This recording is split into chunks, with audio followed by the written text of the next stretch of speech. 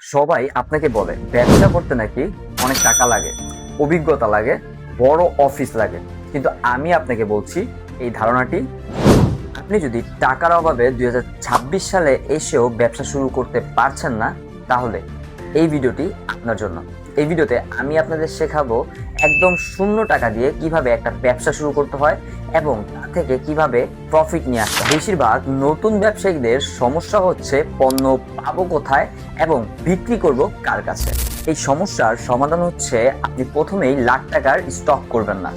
আপনি প্রথমে মার্কেটে যান, সোর্সিং বুঝুন, ড্রপ শিপিং করুন বা রিসেলিং করুন। এতে আপনার 1 টাকাও পুঁজি লাগবে না। এতে করে আপনার মার্কেটের অভিজ্ঞতা বাড়বে, আপনি মার্কেট বুঝতে পারবেন, আপনি মার্কেটে কি চলছে না চলছে, কোনটা ভালো বিক্রি হচ্ছে, এই সম্বন্ধে সবকিছু আইডিয়া পাবেন। কখনো হাল ছেড়ে দিবেন না।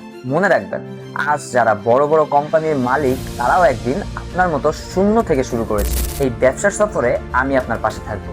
পরের ভিডিওতে আমি আপনাদের দেখাবো চকবাজারে সবথেকে কম দামে কোথা থেকে আপনি পণ্য সংরক্ষণ করবেন। ভিডিও ভালো লাগলে লাইক করুন এবং আমাদের নতুন উদ্যোক্তাদের কমিউনিটিতে জয়েন করতে সাবস্ক্রাইব করুন। দেখা হবে নতুন ভিডিওতে চকবাজারে।